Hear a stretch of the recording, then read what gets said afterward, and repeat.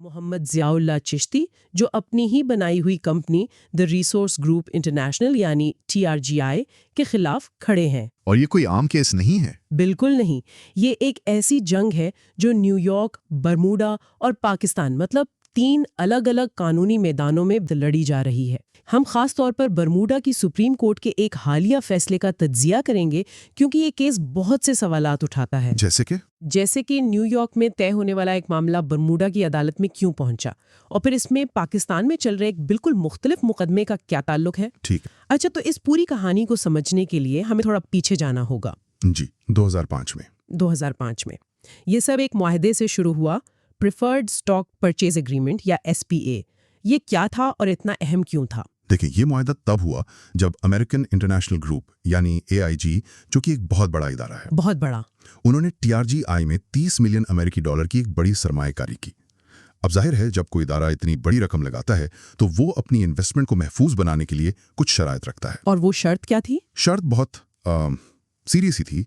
AIG نے کہا کہ کمپنی کے بانی اور سینئر مینجمنٹ بشمول مسٹر چشتی AIG کی تحریری اجازت کے بغیر، اس کے بغیر وہ TRGI یا اس کی پیرنٹ کمپنی TRG پاکستان میں اپنے شیئرز نہ تو فروخت کر سکتے ہیں اور نہ ہی گروی یعنی پلیج کروا سکتے ہیں۔ اچھا۔ اور مسٹر چشتی نے اس معاہدے پر دستخط کیے۔ یہ ایک آپ کہہ لیں اسٹینڈرڈ حفاظتی شک ہے جس کا مقصد یہ یقینی بنانا ہوتا ہے کہ کمپنی چلانے والے اہم لوگ کمپنی کے ساتھ جڑے رہیں۔ تو پھر گڑبڑ کہاں ہوئی؟ گڑبڑ کئی سال بعد جون 2024 میں سامنے آئی۔ اتنے سال بعد؟ جی، TRGI نے نیو یارک میں ثالثی یعنی آربیٹریشن کی کارروائی شروع کی اور الزام لگایا کہ مسٹر چشتی نے اس SPA معاہدے کی خلاف ورزی کی ہے۔ اور خلاف ورزی کیا تھی؟ کہ انہوں نے اپنے شیئرز منتقل اور پلیج کیے ہیں۔ ان کا دعویٰ تھا کہ یہ اس معاہدے کی صریح خلاف ورزی ہے جس پر مسٹر چشتی نے خود دستخط کیے تھے۔ تو TRGI نے اپنا کیس پیش کر دیا اور الزام بھی بڑا سیدھا تھا، معاہدے کی خلاف ورزی۔ تو کیا فیصلہ ہوا نیو یارک میں؟ اپریل 2025 میں آربیٹریٹر نے اپنا فیصلہ سنایا اور یہ فیصلہ مکمل طور پر TRGI کے حق میں تھا۔ اچھا۔ فیصلے میں 2 اہم باتیں تھیں۔ پہلی، یہ قرار دیا گیا کہ مسٹر چشتی نے واقعی معاہدے کی خلاف ورزی کی ہے۔ ٹھیک ہے۔ اور دوسری، ان پر پابندی یعنی انجنکشن لگائی گئی اور انہیں حکم دیا گیا کہ وہ TRGI کو قانونی اخراجات کی مد میں $9 ملین سے زائد رقم ادا کریں۔ $9 ملین سے زائد؟ ایک منٹ، تو یہ صرف ہرجانہ نہیں تھا بلکہ TRGI کے قانونی اخراجات تھے؟ جی ہاں، صرف قانونی اخراجات۔ یعنی چشتی کو نہ صرف کیس ہارنے کی قیمت چکانی پڑی بلکہ TRGI کے مہنگے وکیلوں کی فیس بھی ادا کرنی پڑی۔ یہ تو دوہرا نقصان ہوا۔ بالکل، یہ رقم تھی $9,053,606.34۔ قانونی زبان میں اسے مانیٹری ایوارڈ کہتے ہیں اور یہ ایک بہت بڑا دھچکا تھا۔ مسٹر چشتی نے اس فیصلے کو نیو یارک کی ڈسٹرکٹ کورٹ میں چیلنج بھی کیا، لیکن 18 جون 2025 کو ان کی اپیل بھی خارج کر دی گئی۔ تو نیو یارک کا راستہ ان کے لیے بند ہو گیا؟ جی، تقریباً بند ہو گئے۔ ٹھیک ہے، تو نیو یارک کا باب بند ہو گیا، فیصلہ آ گیا، اپیل خارج ہو گئی، تو پھر یہ معاملہ برموڈا کیوں پہنچ گیا؟ یہ کہانی کا ایک نیا اور غیر متوقع موڑ ہے۔ یہ انفورسمنٹ کا معاملہ ہے۔ اچھا، انفورسمنٹ۔ جی، TRGI کو $9 ملین کا ایوارڈ تو مل گیا، لیکن اب اسے وصول بھی کرنا تھا۔ ظاہر ہے۔ اس وصولی کے لیے وہ برموڈا کی سپریم کورٹ گئے۔ اس کی وجہ یہ ہے کہ برموڈا نیو یارک کنونشن کا حصہ ہے۔ New York convention? یہ کیا چیز ہے؟ اسے یوں سمجھیں کہ یہ دنیا بھر کی عدالتوں کا ایک طرح کا جنٹلمنز ایگریمنٹ ہے۔ اچھا۔ اس بین الاقوامی معاہدے کے تحت دستخط کرنے والے ممالک، جن میں برموڈا بھی شامل ہے، ایک دوسرے کے ثالثی فیصلوں کو تسلیم کرتے ہیں اور انہیں اپنے عدالتی فیصلوں کی طرح نافذ کرتے ہیں۔ تو یہ ایک معیاری قانونی طریقہ کار ہے؟ جی بالکل، اس کے بغیر بین الاقوامی کاروبار تقریباً ناممکن ہو جائے گا۔ تو اب مسٹر چشتی کے پاس کیا راستہ بچا تھا؟ ظاہر ہے انہوں نے اس نفاذ کی مخالفت کی ہوگی، لیکن کس بنیاد پر؟ انہوں نے بالکل مخالفت کی اور اس کے لیے ایک بہت ہی مخصوص اور نایاب قانونی نقطہ استعمال کیا۔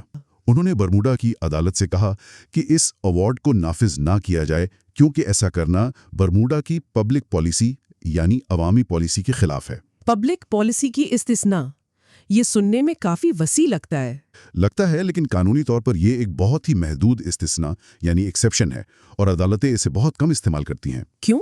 کیونکہ اگر ہر ملک مقامی پالیسی کی بنیاد پر بین الاقوامی فیصلوں کو مسترد کرنا شروع کر دے تو عالمی تجارت اور معاہدوں کا پورا نظام ہی خطرے میں پڑ جائے گا۔ صحیح۔ اس لیے عدالتیں اسے صرف انتہائی سنگین معاملات کے لیے رکھتی ہیں۔ اس کا اطلاق صرف ان انتہائی غیر معمولی صورتوں میں ہوتا ہے جہاں کسی فیصلے کو نافذ کرنا عدالت کی ضمیر کو جھنجھوڑ دے، یعنی شاکس دی کانشنس۔ جیسے کہ کوئی غیر قانونی کام؟ بالکل، جیسے اگر ثالثی کا فیصلہ کسی رشوت کے معاہدے پر مبنی ہو تو عدالت اسے نافذ کرنے سے انکار کر سکتی ہے۔ مسٹر چشتی کا دعویٰ تھا کہ یہ کیس بھی اسی زمرے میں آتا ہے۔ اچھا، تو اب کہانی میں پاکستان کا زاویہ بھی آ گیا۔ یہ تو ایسا ہے جیسے شطرنج کی بساط پر ایک نیا طاقتور کھلاڑی آ گیا ہو۔ جی، یہی ان کے دفاع کا مرکزی نقطہ تھا۔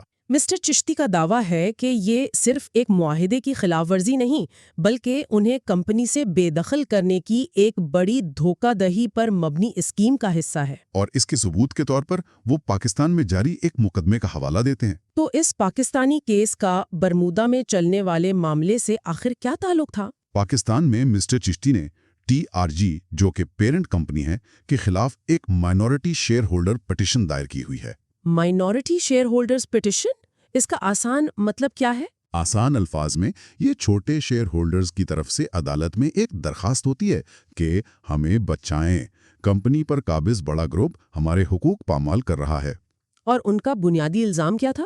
الزام یہ تھا کہ TRGP کا بورڈ آف ڈائریکٹرز، جس کے زیادہ تر اراکین TRGI کے بورڈ پر بھی ہیں، چھوٹے شیئر ہولڈرز پر ظلم یعنی اوپریشن کر رہا ہے۔ اور اس آپریشن کی تفصیلات کیا تھیں؟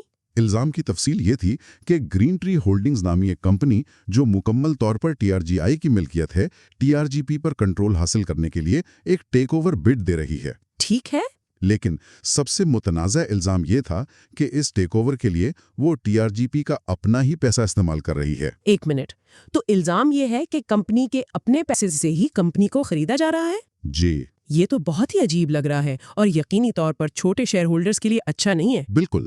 تکنیکی زبان میں اس عمل کو فائنینشیل اسسٹنس کہا جاتا ہے، اور یہ پاکستان کے کمپنی قوانین کے تحت غیر قانونی ہے۔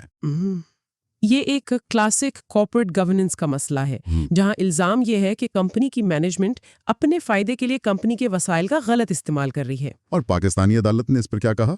کیا انہوں نے اس دلیل کو مانا؟ سندھ ہائی کورٹ نے ابتدائی طور پر مسٹر چشتی کے موقف سے اتفاق کیا۔ اچھا۔ جی، 2 جون 2025 کے اپنے فیصلے میں عدالت نے TRGP کے بورڈ کے اقدامات کو اوپریسو اور غیر قانونی اور دھوکہ دہی پر مبنی یعنی ان لافل اینڈ فراڈولنٹ جیسے سخت الفاظ میں بیان کیا۔ واہ! یہی نہیں، عدالت نے گرین ٹری کی ٹیک اوور بڈ کو روکنے کے لیے حکم امتناع یعنی انجنکشن بھی جاری کر دیا۔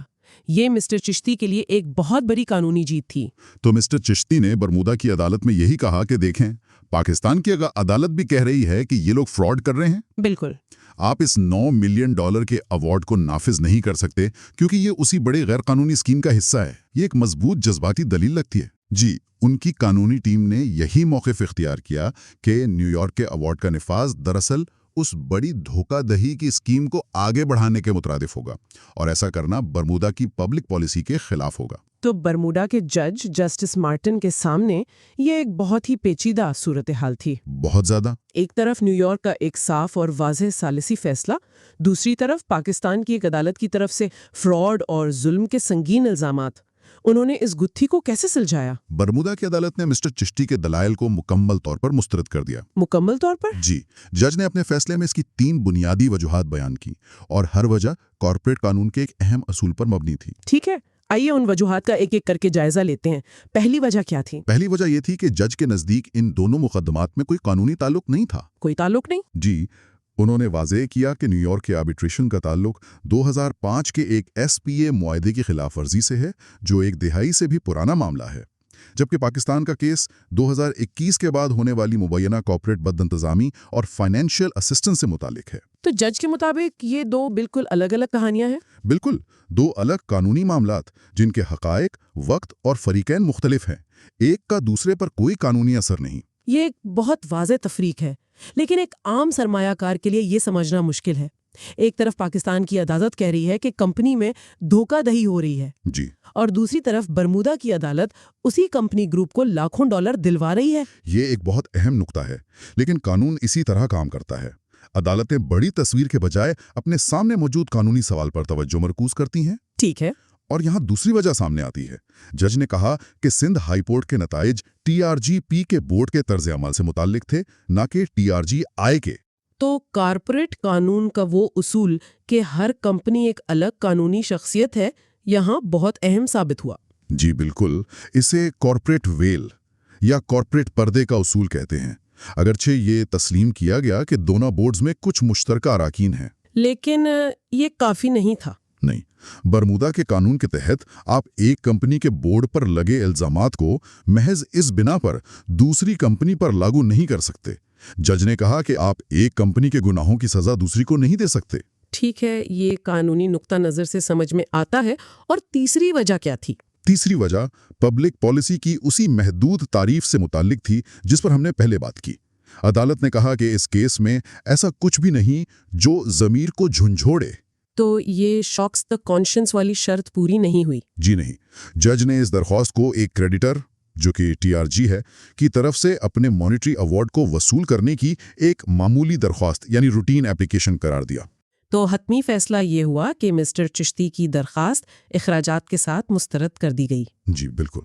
इसका मतलब है कि TRGI को बरमूडा में $9 मिलियन से जायद का अवार्ड नाफिज करने की हरी झंडी मिल गई। जी, अदालत ने TRGI को इस अवार्ड को नाफिज करने की इजाज़त दे दी और इस पर अमल दरामद अब आगे बढ़ सकता है। तो एक सरमायाकार के लिए इस सब का क्या मतलब है?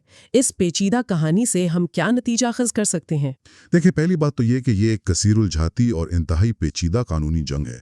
एक सरमायाकार को ये समझना चाहिए कि ये सिर्फ एक मुल्क का मामला नहीं है। बरमूडा का फैसला एक मखसूस मुआहदे की खिलाफ वर्जी और इसके नतीजे में पैदा होने वाले $9 मिलियन के कर्ज से मुताल्लिक है। ये एक मालियाती जिम्मेदारी के निफाज का मामला है जो अब तकरीबन तय हो चुका है। लेकिन पाकिस्तान का मुकदमा तो अभी जारी है और वो इससे कहीं ज्यादा बड़ा और बुनियादी मसला लगता है। बिल्कुल, पाकिस्तान का मुकदमा इससे कहीं ज्यादा वसी है। वो पेरेंट कंपनी की सतह पर शेयर होल्डर्स के हुकूक और कॉर्पोरेट गवर्नेंस के संगीन इल्जामात के बारे में है, जिसमें कंपनी के कंट्रोल का सवाल भी शामिल है। जी, और वो कंपनी के मुस्तकबिल की सिमत का तयन करेगा। तो इससे एक सरमायाकार को कंपनी की आला तरीन सतह पर शदीद अंदरूनी तनाज़ात का पता चलता है। बानी और मौजूदा मैनेजमेंट के दरमियान ये कशीदगी किसी भी कंपनी के लिए एक बहुत बड़ा खतरा होती है। सही। अगरचे TRGI ने बरमूडा में ये कानूनी जंग जीत ली है, लेकिन पाकिस्तान में कारपोरेट कंट्रोल की जंग अभी जारी है। ये एक बहुत बड़ा इन्वेस्टमेंट रिस्क है। $9 मिलियन का मामला शायद कंपनी के लिए काबिल बर्दाश्त हो, लेकिन पाकिस्तान में कंट्रोल खोने का खतरा कहीं ज्यादा बड़ा है। बिल्कुल। और आखिर में सोचने के लिए एक सवाल छोड़ जाते हैं। बरमूडा की अदालत ने इन दो मुकदमात को कानूनी तौर पर बिल्कुल अलग अलग खानों में रखा, जो कि कानूनी नुक्ते नजर से शायद दुरुस्त है। लेकिन क्या एक सरमायाकार जो कंपनी की मजमूई सेहत और गवर्नेंस का अंदाजा लगा रहा हो, वाकई इन दोनों को अलग देख सकता है? यही सवाल है। क्या वो एक बानी के खिलाफ $9 मिलियन के फैसले के निफाज को पेरेंट कंपनी में जालिमाना और धोखाधड़ी पर मबनी तर्ज अमल के इल्जाम से अलग कर सकता है, खास तौर पर जब दोनों मामलात में किलीदी किरदार एक ही हों? बिल्कुल। तो सवाल यह है कि कानूनी तफरीक कहाँ खत्म होती है और सरमायाकारी का हकीकी खतरा कहाँ से शुरू होता है।